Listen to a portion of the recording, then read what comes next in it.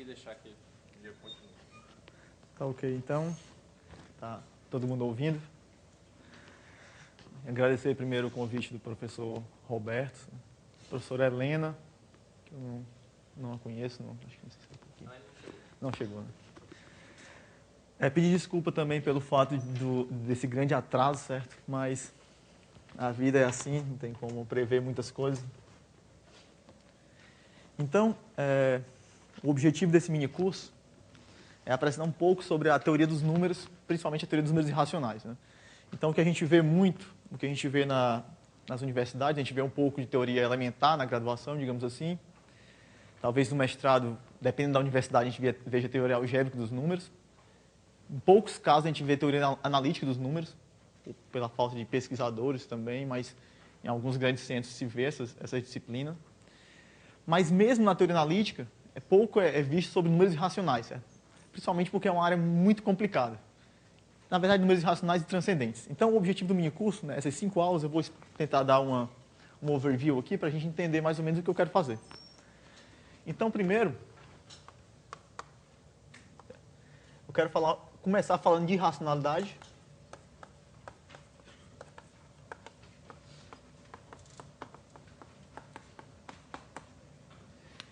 E a segunda parte, que seria nosso último encontro, falar um pouco sobre transcendência.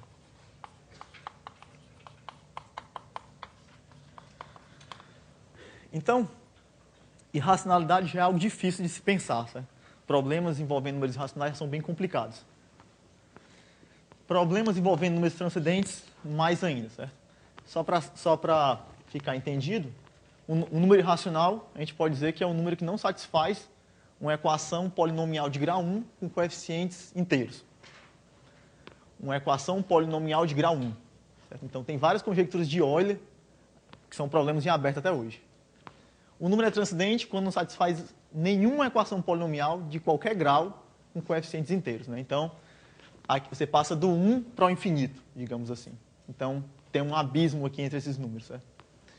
Então, para começar hoje, a gente vai, como eu quero que seja um mini-curso bem, tentar ser o mais didático possível, certo? Para tentar motivar, sem colocar resultados muito avançados, então a gente vai fazer o passo a passo, ver se é possível motivar, certo? Então, a gente vai começar hoje com a irracionalidade de raiz de 2, certo? Então, essa seria a primeira aula, digamos assim, o primeiro tópico. Então, a gente vai ver algumas demonstrações bem diferentes. Ah, Diego, mas eu conheço uma que é tão simples que acabou já a aula, certo? Não, a gente vai ver outros, certo? Outros pontos de vista que a gente pode usar para provar outros resultados, certo? Então, a gente vai ver por que no raiz de 2 é fácil dar um tipo de demonstração e por que para outros números aparentemente irracionais não seria.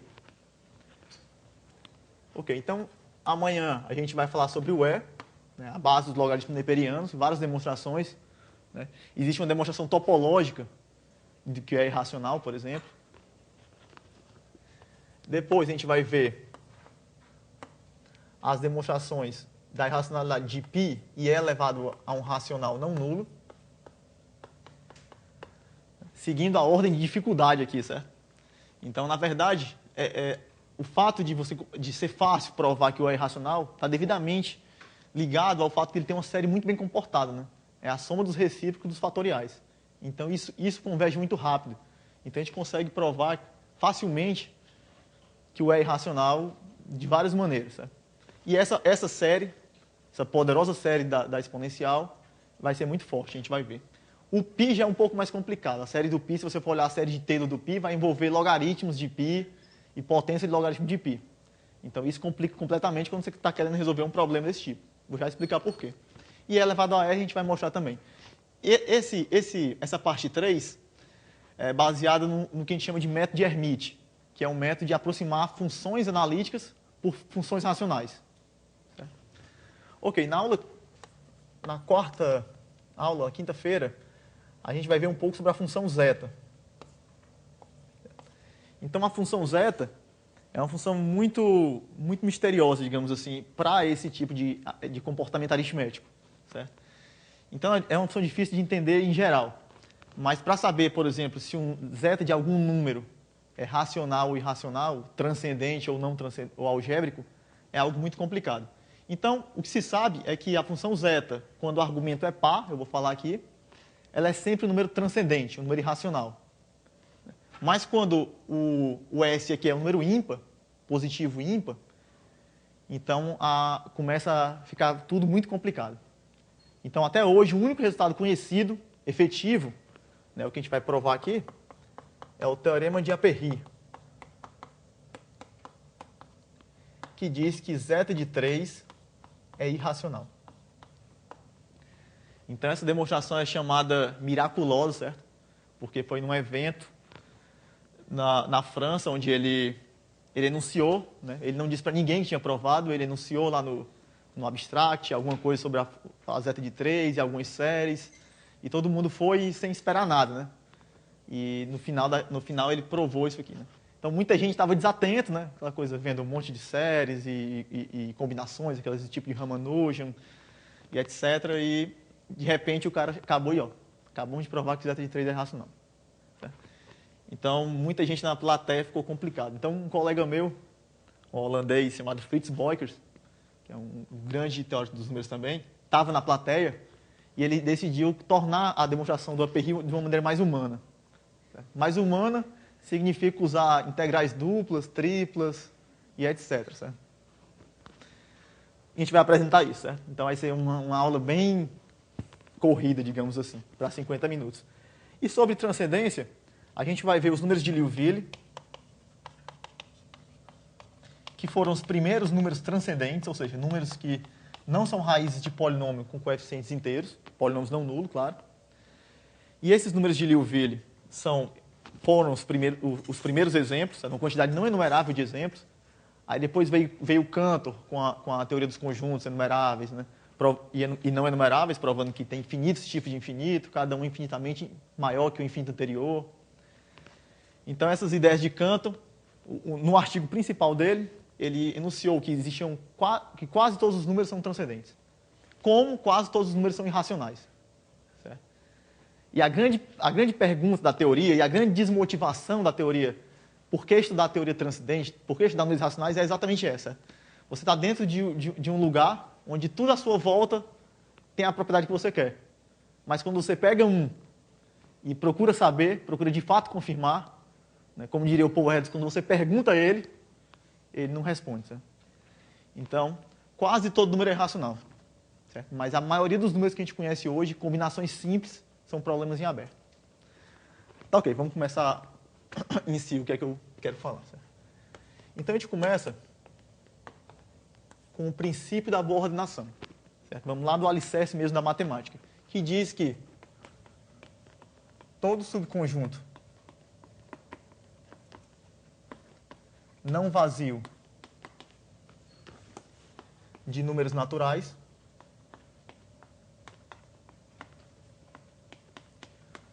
possui um elemento mínimo.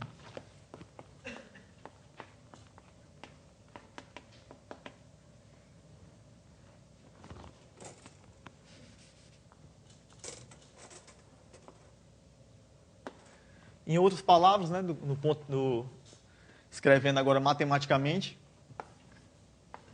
se S está contido em N e S diferente do vazio, então existe um N0 em S, tal que N0 é menor ou igual que N para todo N de S. Então esse princípio, né, seria mais ou menos como um dos dogmas da matemática. Né? Então são aqueles axiomas e postulados da teoria dos números, digamos assim. Ah, Diego, mas eu já vi uma demonstração do princípio da boa ordem. Muito provavelmente usando a indução. Ah, mas também vi a prova da indução. Muito provavelmente usando o princípio da boa ordem. Certo? Então, o princípio da boa ordem, o teorema de indução matemática e o axioma da escolha, né, eles são equivalentes. Certo? Você consegue provar um a partir do outro. E um deles você vai ter que supor que não tem prova. Você vai ter que aceitar, na verdade. Né? É como se fosse um dogma, certo? Um dogma da Igreja Católica lá da Idade Média. Tem que aceitar. Né? E não é difícil aceitar isso aqui, certo? Ok, então esse princípio, num curso de fundamentos de matemática, né, a gente vê vários... Isso aqui está no chão da matemática. Então, num curso de Fundamentos de Matemática, a gente vê vários resultados a partir disso aqui. Por exemplo, soma de naturais é natural, todo natural é maior que 1, não existe número natural entre 0 e 1, e etc. Então, o que eu vou colocar aqui, eu vou colocar com esse nome, certo? Vou chamar Teorema Fundamental da Teoria dos Números. Deixa eu abreviar o menos possível. Não que esse seja o nome oficial, certo? Podia até colocar irracionais aqui. Então, o teorema é algo simples. Diz o seguinte: não existe inteiro entre, é claro que o entre, bem conhecido, 0 e 1. Certo? Então, não existe inteiro entre 0 e 1. Essa é um fato bem conhecido, né? E que segue-se do princípio da boa ordenação. Né? Então, uma vez eu coloquei isso aqui já numa prova de teoria dos números, de fundamentos de matemática, e os alunos, é complicado, né? Porque como você está já muito abaixo, você sempre fica imaginando assim, olha, se eu tenho um conjunto naturais, se eu olho conjuntos naturais, para mim o zero não é natural. Então, quando você olha, já tem um. E depois do 1 é o 2. Então, acabou. Não pode ter, né? Mas não é bem assim, né? Porque aqui lá na frente, ali são só símbolos, né? 1, 2, 3, 4 são só símbolos. Porque aqui lá na frente não pode ter um símbolo que vai estar entre 0 e 1. Então, a prova, né? Bem simples aqui, para a gente não perder muito tempo. A prova, você define o conjunto de todos os naturais que satisfazem, que estão entre 0 e 1. A gente quer provar que é vazio. Se ele for diferente do vazio, então ele está nas condições do PBO. Então, existe um N0, que é o mínimo de S. E esse N0 está em S. Então, como o N0 está em S, então a gente tem que o N0 é maior que 0 e menor que 1. A gente multiplica por N0, que é um número positivo, vai preservar desigualdades. Então, fica com 0 menor que N0 quadrado menor que N0. Por sua vez, o N0 é menor que 1. Então, aqui a gente obtém que o N0 quadrado está em S. Só que isso é um absurdo, porque o N0 ao quadrado é menor que o N0, né? Que é o menor elemento de S. Então, é um absurdo em supor que o S é diferente do vazio. Logo, o S é vazio. Mas, Diego, não ia a gente ia falar sobre números irracionais? Né? O que tem a ver provar uma coisa desse tipo, certo? Porque todos os teoremas que eu conheço, todos, desde o teorema, de alguns teoremas básicos que a gente vai fazer aqui, né? É claro que tem uns teoremas, principalmente para números algébricos, certo? Para números desse tipo, mas para números desse tipo aqui, a maioria das soluções, sempre você vai tentar encontrar um inteiro, existe uma receita, certo?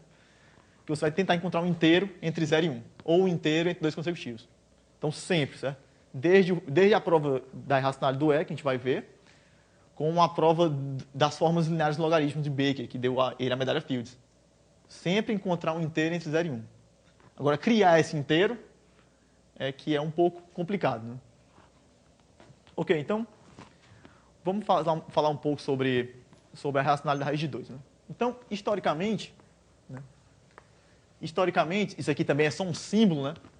Historicamente, o raiz de 2 vem de um probleminha lá da Grécia, dos pitagóricos, que era o seguinte: como é que eu vou construir um triângulo retângulo com catetos 1, né?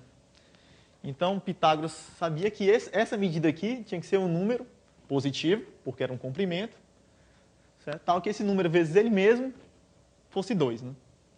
Então, reza a lenda aí que um dos discípulos dele, Hipássos, né, tinha provado, né, tinha acreditado que esse número raiz de 2 era um número incomensurável, ou seja, que não podia ser medido por régua e compasso naquela época. E diz a lenda que isso custou a vida dele, né? Os pitagóricos não acreditavam que os números naturais, os inteiros, frações, era tudo que podia existir, né?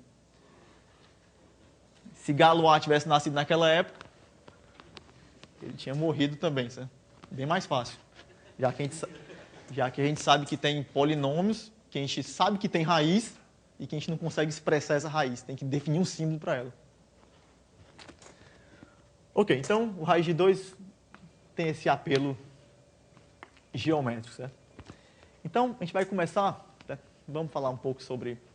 Tem várias fórmulas para a raiz de 2, certo? Então, tem uma fórmula interessante, vou colocar aqui. Tem uma fórmula que eu gosto, que diz o seguinte, que o raiz de 2 é 2 vezes 2 sobre 1 vezes 3, 4 vezes 4, desculpa, 6 vezes 6 sobre 5 vezes 7, 9 vezes 11, 10 vezes 10, e etc. É uma fórmula interessante, certo? E para provar ela, claro que eu não vou provar aqui, usa-se simplesmente, quer dizer, simplesmente não.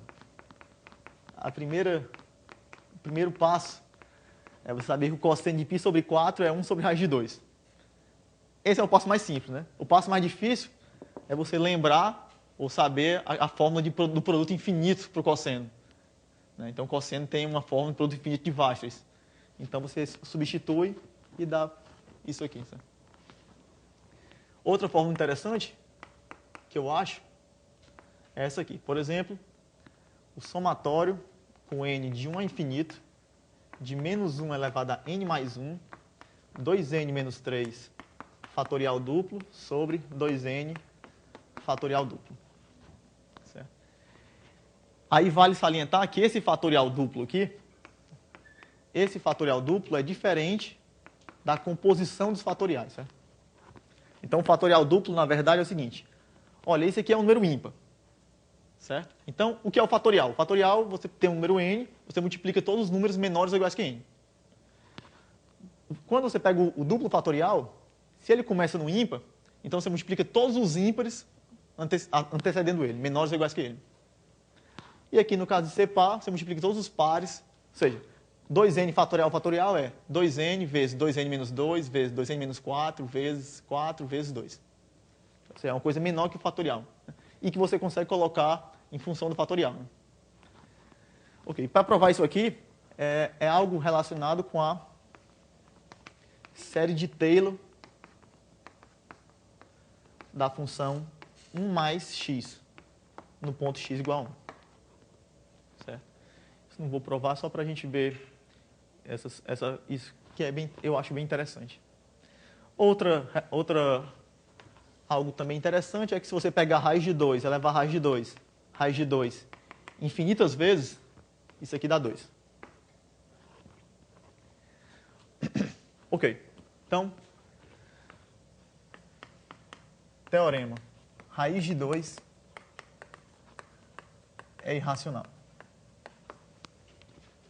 Então, vamos pensar em algumas maneiras, certo? Então, a nossa primeira solução vai ser a solução mais conhecida que tem, certo?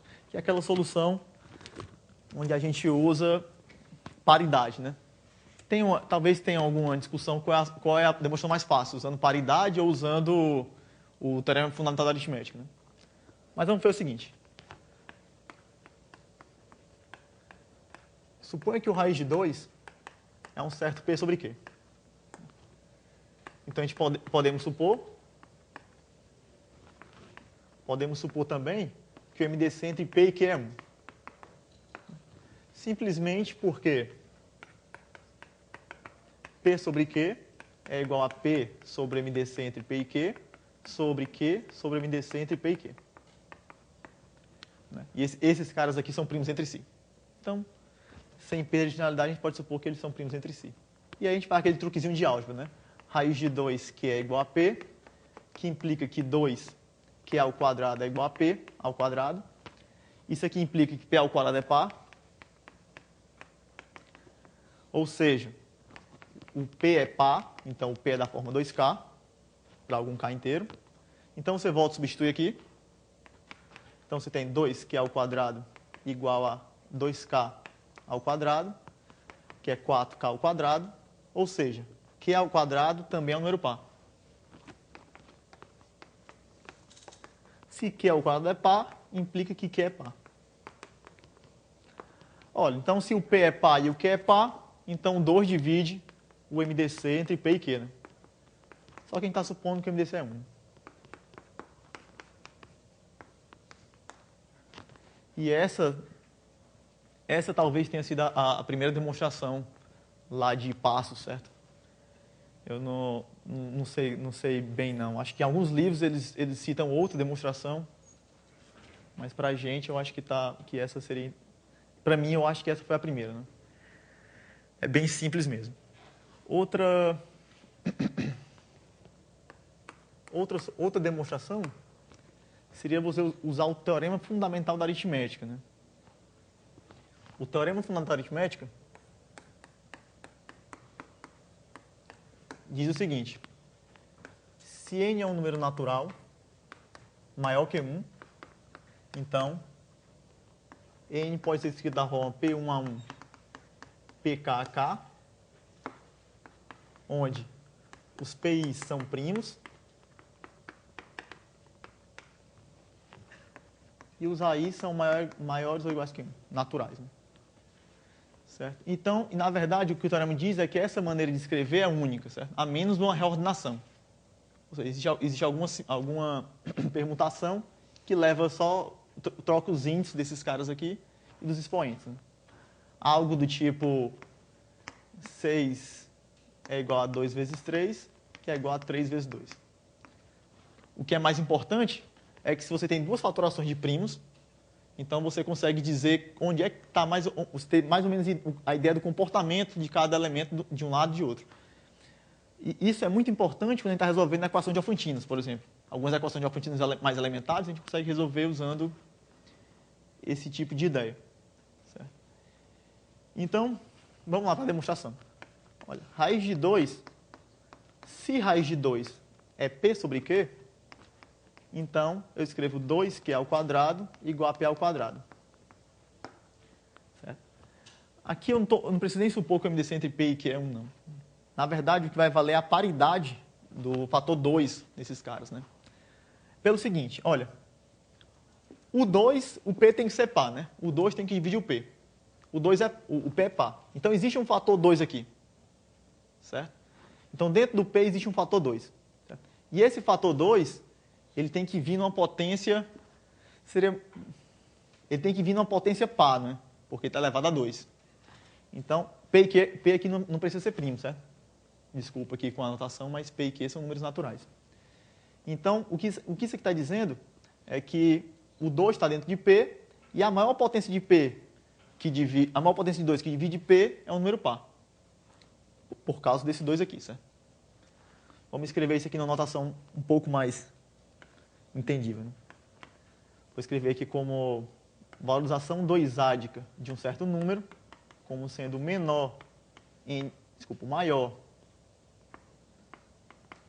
n natural, tal que 2 elevado a n, tal que 2 elevado a n, aquilo mesmo, divida n, 2 elevado a k. Então, é o que a gente chama de ordem 2-ádica, ou valorização p-ádica de um número, nesse caso 2. Então, a valorização 2-ádica de n é o maior expoente de 2, maior potência de 2 que divide n. Certo? Então, só para deixar isso aqui menos filosófico, né, o que a gente está dizendo é o seguinte: isso aqui implica que o 2 divide P. Certo? Então, a valorização 2-ádica de P é maior que 0. Então, isso aqui está dizendo o seguinte: que a valorização 2-ádica de P tem que ser um número par. Então, desse lado aqui, a maior potência de 2 que divide esse lado é um número par. Por causa desse quadrado aqui, né? Porque, na verdade, a gente está olhando para cá.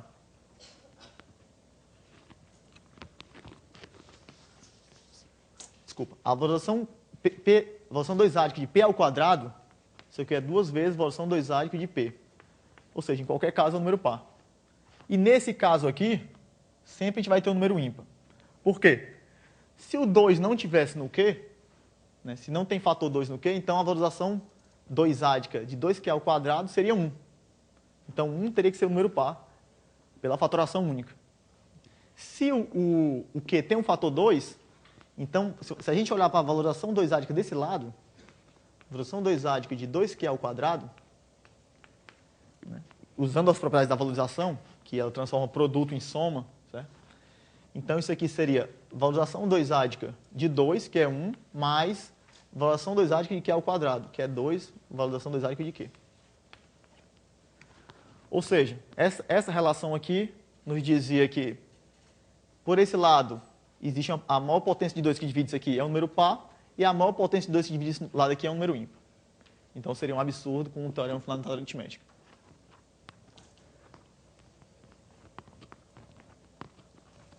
Eu tenho até que horas mesmo, Roberto?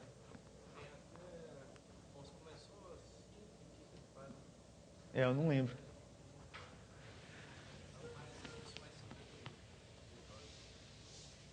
Até 6 horas? Nossa. Ok. Uma outra demonstração, essa mais simples, certo? Que pode até ser dita que foi derivada de uma daquelas ali, seria a seguinte. Se raiz de 2 é um certo P sobre Q, né? Então, olha, a ideia é o seguinte. A ideia aqui não é provar que o raiz de 2 é racional, porque a gente já provou, né? A gente já podia estar passado por tópico. A ideia é ver as ferramentas que a gente tem para provar o mesmo resultado. Certo? Então, a gente espera que a gente comece a ver outras ferramentas. Então, raiz de 2 igual a P sobre Q implica que 2 é igual a P ao quadrado sobre Q ao quadrado. Ou seja, isso aqui implica que Q ao quadrado divide P ao quadrado. Certo? Aqui eu vou supor que o MDC entre P e Q é 1, certo? Então, olha, se raiz de 2 é P sobre Q, onde P e Q são primos entre si, então 2 é P ao quadrado sobre Q ao quadrado, e essa relação aqui implica que Q ao quadrado divide P ao quadrado. Certo? Olha, mas se o MDC entre P e Q é 1, o MDC entre P ao quadrado e Q ao quadrado também é 1. Só que, por outro lado, Q ao quadrado divide P ao quadrado implica que o MDC entre P ao quadrado e Q ao quadrado é igual a Q ao quadrado. Logo, Q ao quadrado é 1. Portanto, o 2 seria P ao quadrado, e isso é um absurdo. Ah, Diego, mas tem que provar, não, que raiz de 2 não é inteiro? É, mas é simples, né? Basta você olhar aqui esses caras aqui, os quadros perfeitos. O 2 não é quadro perfeito, né? Veio 1, o 4, o 9 e etc. Então, o 2 não está nessa lista aqui, não tem muito o que fazer, certo?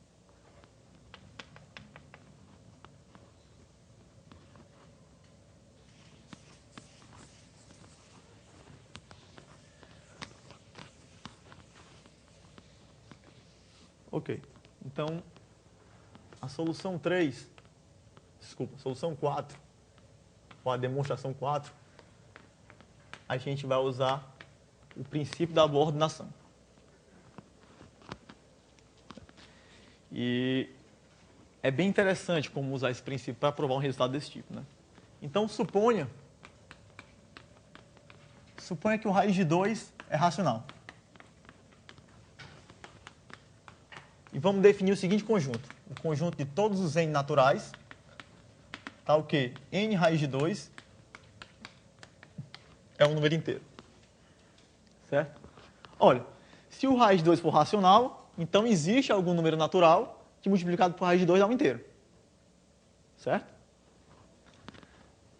Seria exatamente o denominador da fração de raiz de 2. Então, como a gente está supondo que o raiz de 2 é racional, então esse S é não vazio. Subconjuntos naturais, então, pelo princípio da boa ordenação, existe um B que é o menor elemento de S. Então, esse B é o elemento mínimo de S. Se ele está em S, em particular,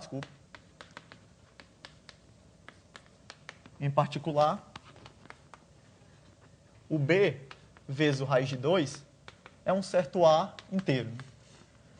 É claro que, como a gente está supondo que o B é um número natural e o raiz de 2 a gente sabe que é positivo, então esse A tem que ser um número natural. Ou seja, raiz de 2 é A sobre B.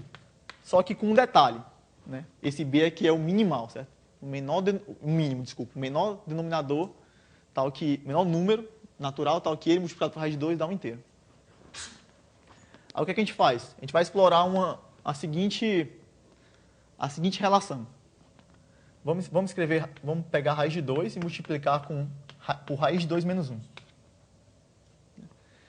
Isso aqui é igual a 2 menos raiz de 2. Ou seja, raiz de 2 pode ser escrito como 2 menos raiz de 2 sobre raiz de 2 menos 1. E o que eu vou fazer agora é substituir esses raiz de 2 aqui por esse a sobre b. Então fica 2 menos a sobre b sobre a sobre b menos 1. Isso aqui dá igual a 2b menos a sobre a menos b. Certo? Vou apagar aqui.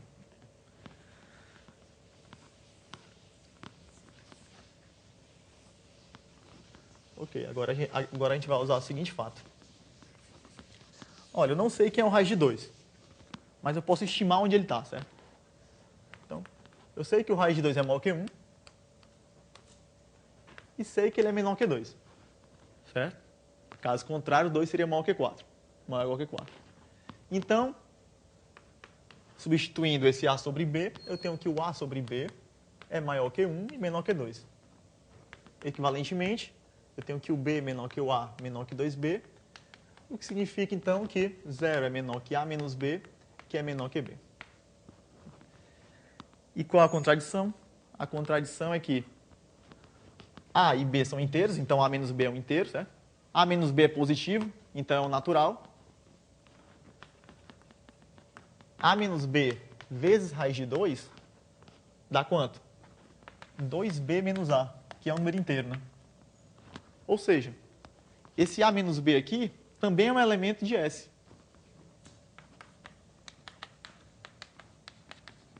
Só que é um absurdo, por quê? Porque o a menos b é estritamente menor que b, né? E b é o menor elemento de S. Então, absurdo, pois a menos b ele está em S, ele é menor que b, e o b é o menor elemento de S. Então, isso é um absurdo.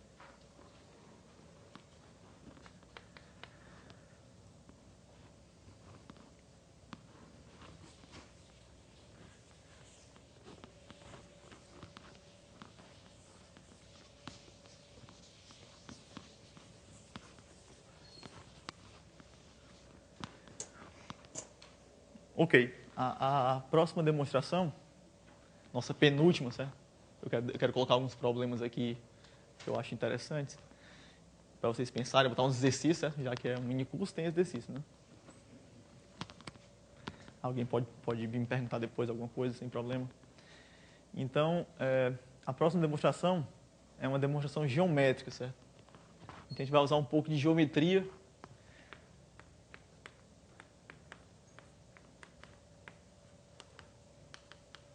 Na verdade, a gente usa basicamente geometria com o fato de não existir uma sequência infinita decrescente de números naturais. E como é que a gente faz isso? A construção é a seguinte. Vamos fazer a seguinte construção. Desculpem pelo desenho. Acho que eu vou fazer um pouco maior.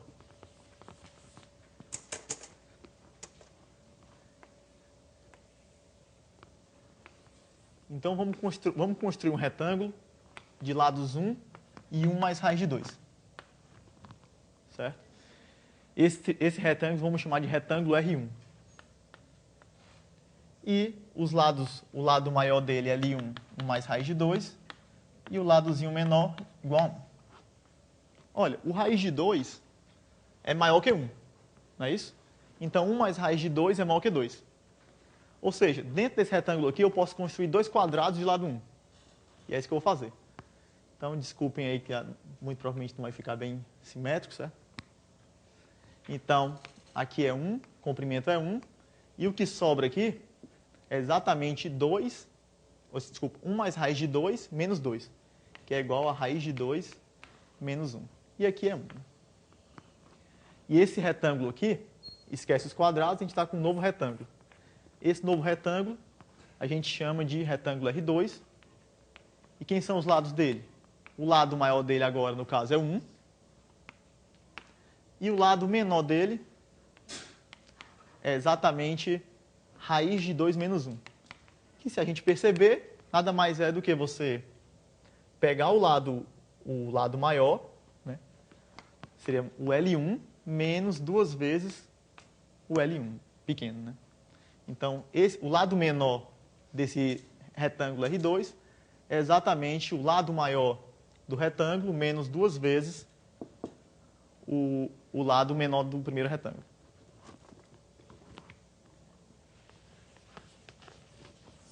Então, o que está acontecendo aí é o seguinte.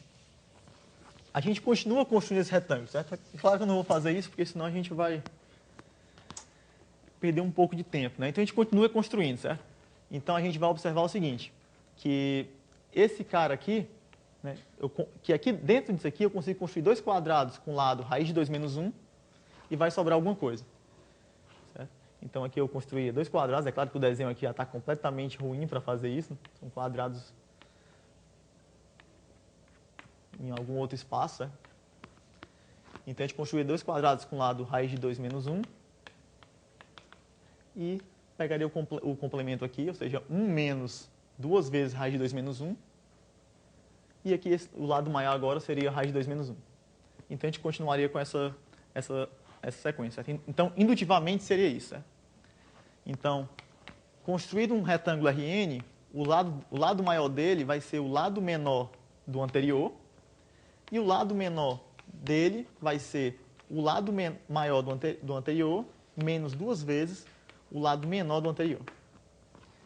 O que é interessante de perceber aqui é o seguinte, olha, esses primeiros 2 retângulos que a gente construiu, se você pegar a razão entre os lados, 1 mais raiz de 2, e se você pegar a razão L2 sobre L1, isso aqui dá 1 sobre raiz de 2 menos 1, que é a mesma coisa de raiz de 2 mais 1. Ou seja, esses 2 retângulos, eles têm a mesma proporção nos lados, certo? Então, a proporção dos lados é a mesma. Ou seja, é como se, do ponto de vista de matemática, é como se a gente não tivesse gastado nada para sair de um e construir o outro. Certo? Quando a proporção diminui, isso vai mostrar para a gente que aquele processo vai acabar em algum momento, mesmo que demore muito.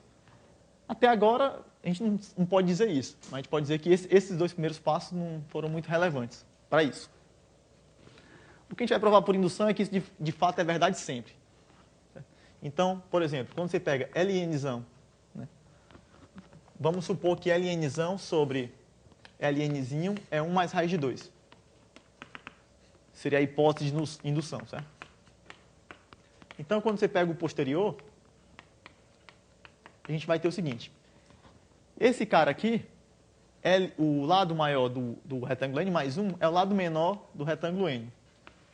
E o lado menor do retângulo N mais 1 é o lado maior desse cara, menos 2 vezes o lado menor dele. Então, o que a gente faz é dividir por Ln, em cima e embaixo, Lzinho N. Então, fica com 1 sobre Lzão sobre Lzinho, menos 2. Fica 1 sobre. Aí a gente usa a hipótese de indução. Isso aqui é 1 mais raiz de 2, menos 2. Então, isso aqui fica 1 sobre raiz de 2 menos 1, que é igual a 1 mais raiz de 2.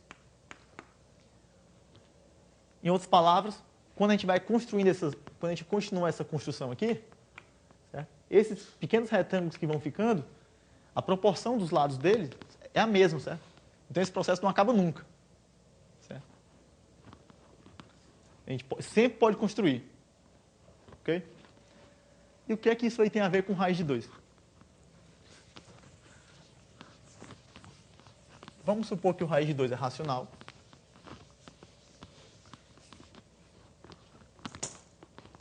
Então, suponha que o raiz de 2 é um certo P sobre Q.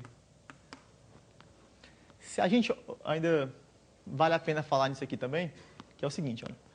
Se você pegar o lado Lzão e o lado Lzinho de N, isso aqui é igual a 1 mais raiz de 2. Né? Que é maior que 1, né? Maior que 2, na verdade. Ou seja, esse cara aqui, esse Lnzão, é o Ln menos 1 sobre Ln. Ou seja, o lado menor do n menos 1º retângulo sobre o lado menor do nº retângulo é maior que 1. Então, Ln menos 1 é maior que Ln. Que é bem óbvio, né? Ou seja, os lados menores aqui formam uma sequência decrescente. Estritamente decrescente. Então, suponha que raiz de 2 é P sobre Q. P e Q números naturais. Então, o que a gente vai fazer é construir o mesmo retângulo, certo? Só que agora, esse lado vai ser P mais Q e esse cara aqui vai ser P. Certo? Então, a ideia é a mesma, certo? Então, você chama aqui L', por exemplo, desculpa, vou chamar S', S1. Então, o lado S1 maior vai ser P mais Q, o S2 vai ser P, certo? E quando você continua fazendo isso aí, certo? Eu vou botar, desculpa. Vou botar a mesma notação, certo? Para a gente... Aquilo ali eu construí só para a gente entender mais ou menos o que é. E agora a gente está no caso que a gente quer provar, certo? Supondo que é um número racional, então a gente pega esse retângulo aqui, lado P mais Q e P, e faz a mesma brincadeira, certo? Divide em retângulos, né? Como Q maior ou igual que 2, a gente pode dividir, maior que 1, divide em 1, 2, certo? Claro que eu posso supor que aqui você vai ganhar uma dependência entre o Q e o P, certo? Não é isso? P sobre Q é maior que 1, né? P sobre Q é igual a raiz de 2, que é menor que 2, maior que 1. Então, a gente consegue uma relação entre o P e o Q, certo? Então, a gente consegue fazer a mesma construção lá, dividir e ficar formando retângulos, do mesmo jeito, certo? E se a gente olhar aqui, ó, quanto é a razão? É P mais Q sobre P, que é igual a 1 mais Q sobre P. Acho que... Não, desculpa, aqui é Q, certo? Aqui é Q, porque o P aqui é menor que 2Q. Desculpem, aqui é Q. Então, isso aqui fica P sobre Q mais 1. Ou seja, raiz de 2 mais 1. E o que é que isso implica? Por que isso implica na irracionalidade do raiz de 2? Pelo seguinte, essas operações que a gente fez aqui, ó, a gente construiu o primeiro, certo? E a construção dos outros é a mesma dessa feita aqui. E nessa construção, se a gente olhar, ó, a construção de um lado a partir dos anteriores é uma operação que só envolve os lados anteriores e números inteiros. O que é que eu quero dizer com isso? Eu quero dizer que esses caras aqui, essa sequência L1, L2, L3, L4, etc., é uma sequência de números inteiros, números naturais, né? Porque são lados. Só que a gente viu aqui que é uma sequência decrescente, né? Então, o que a gente teria era como essa proporção é a mesma, eu consigo construir infinitos retângulos desse tipo. Então, construindo infinitos retângulos, eu construiria uma sequência de números naturais, né, que é infinita e decrescente, estritamente decrescente. Isso é um absurdo.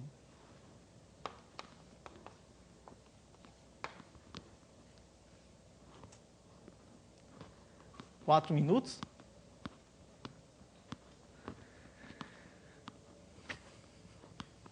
Tá ok. Então, nesses 4 minutos,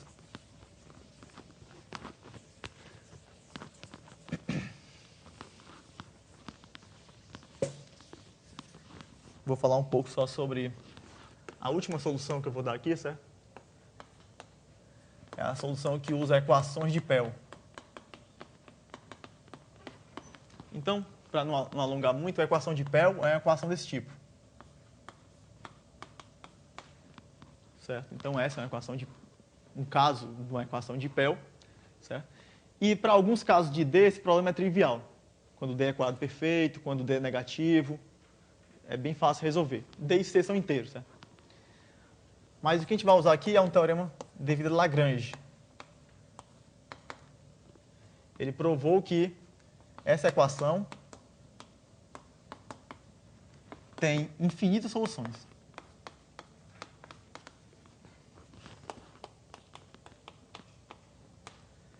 Certo? E, na verdade, isso aqui é claro que se o D é positivo e não é quadrado perfeito. Certo? Se o D é positivo e não é quadrado perfeito, então essa equação, quando C é 1, tem infinitas soluções. Na verdade, essas soluções estão relacionadas com a fração contínua do raiz de D. Mas a gente não tem tempo para falar disso. É? Em 1 minuto, não. Então, vamos pegar essa família de soluções, certo? Então, a gente tem xn, y quadrado igual a 1. para todo N natural. Tem uma família infinita desses caras. Né? E a partir daí, a gente prova o seguinte, olha. Se isso aqui é igual a 1 para todo número natural, primeiro, como é uma equação quadrática, eu posso supor que o xn e o yn são positivos, né? Porque o sinal não vai interferir em nada. Outra coisa, existem infinitas soluções. Então, pelo menos xn ou yn tem que ser uma sequência infinita. É claro que as duas são, mas pelo menos uma das duas tem que ser. Certo? Porque senão teria uma quantidade só finita de pares. Né?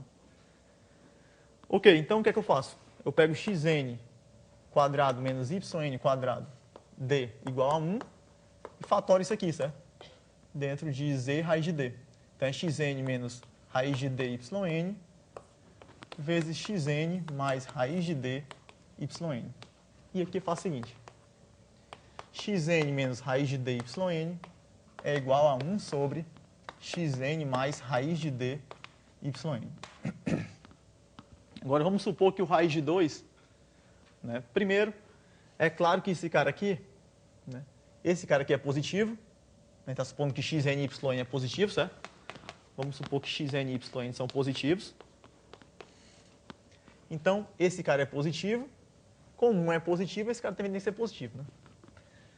Então, esse aqui é maior que zero. Ou a gente podia pegar o módulo, se não quisesse. E o que acontece é o seguinte. Se o raiz de d fosse um racional, um r sobre s, então, a gente poderia multiplicar aqui, ficaria com zero menor que sxn menos ryn igual a r, né? Aqui fica o r sobre s sobre xn mais raiz de d yn. E aí vem aquela história lá, daquele teorema fundamental do teoria dos números, né? Esse cara é um inteiro, independentemente do n, porque o s é inteiro, o r é inteiro, xn e y são inteiros. Né? E aqui a gente tem uma constante, só vai depender do raiz de d, e aqui embaixo eu tenho uma sequência, né? E essa sequência aqui é ilimitada, né? Porque as soluções são ilimitadas. Na verdade, as soluções são baseadas numa sequência desse tipo e uma solução minimal, que é outra história. O que acontece é o seguinte, que essa sequência aqui tende a infinito. Então, se tende a infinito, em algum momento ela passa do S. E quando ela passa do S, isso aqui é menor que 1. Né? Para algum n maior que um n0. Então, a gente teria um número inteiro entre 0 e 1. Que seria um absurdo. Certo? Então, só menos 1 minuto. Certo? Só vou colocar alguns problemas aqui. Rapidinho, certo? Muita gente gosta de brincar com números irracionais. Aí tem aquela brincadeira. Será que existe um número irracional que é elevado a outro irracional, dá um número racional? Então, muita gente faz aquela brincadeirinha. Raiz de 2 elevado a raiz de 2.